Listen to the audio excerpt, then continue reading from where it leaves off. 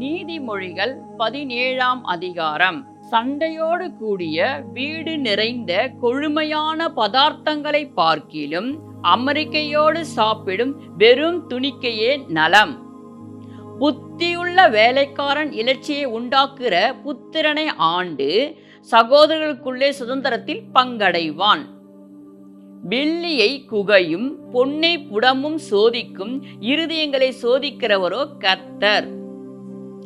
துஷ்டன் அக்கிரம உதடுகளில் சொல்வதை உற்று கேட்கிறான், பொய்யன் கேடுள்ள நாவுக்கு செவி கொடுக்கிறான். ஏழையை பரியாசம் பண்ணுகிறவன் அவனை உண்டாக்கினவரை நிந்திக்கிறான், ஆபத்தை குறித்து கலிக்கிறான், தண்டனைக்கு தப்பான். பிள்ளைகளின் பிள்ளைகள் முதியோருக்கு கிரீடம், பிள்ளைகளின் மேன்மை அவர்கள் பிதாக்களே. மேன்மையானவைகளை பேசும் உதடு மூடனுக்கு தகாது, பொய் பேசும் உதடு பிரபுவுக்கு எவ்வளவேனும் தகாது. பரிதானம் வாங்குகிறவர்களின் பார்வைக்கு அது இரத்தினம் போலிருக்கும், அது நோக்கும் திசையெல்லாம் காரியம் வாய்க்கும்.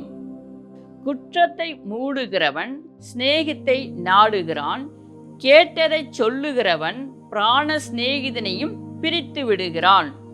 மூடனை 100 அடி அடிப்பதை பார்க்கிலும் புத்திமானை வாயினால் கண்டிப்பதே அதிகமாய் உரைக்கும்.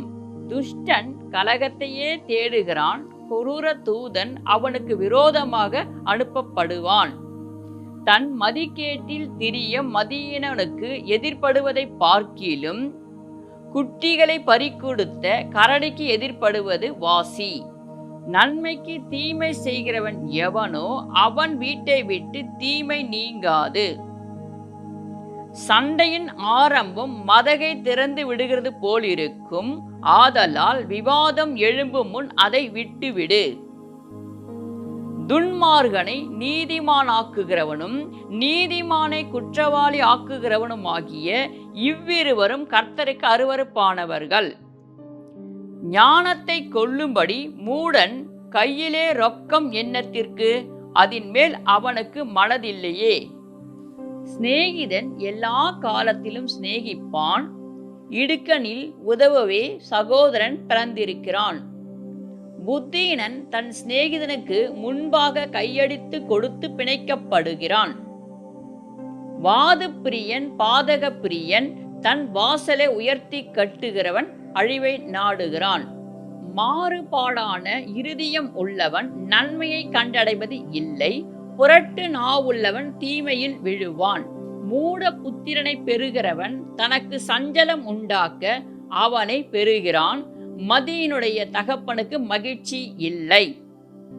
மனம் மகிழ்ச்சி நல்ல ஔஷதம், முறிந்த ஆவியோ எலும்புகளை உலரப் பண்ணும். துன்மார்கன் நீதியின் வழியை புரட்ட மடியிலுள்ள பரிதானத்தை வாங்குகிறான். ஞானம் புத்திமானுக்கு முன்பாக இருக்கும், மூடனுடைய கண்களோ பூமியின் கடையாந்தரத்தில் செல்லும். மூட புத்திரன் தன் பிதாக்களுக்கு சலிப்பு, தன்னை பெற்றவர்களுக்கு கசப்புமானவன். நீதிமானை தண்டம் பிடிக்கிறதும் நியாயம் செய்கிறவனை பிரபுக்கள் அடிக்கிறதும் தகுதி அல்ல. அறிவாளி தன் வார்த்தைகளை அடக்குகிறான், விவேகி குளிர்ந்த மனமுள்ளவன். பேசாதிருந்தால் மூடனும் ஞானவான் என்று எண்ணப்படுவான், தன் உதடுகளை மூடுகிறவன் புத்திமான் என்று எண்ணப்படுவான்.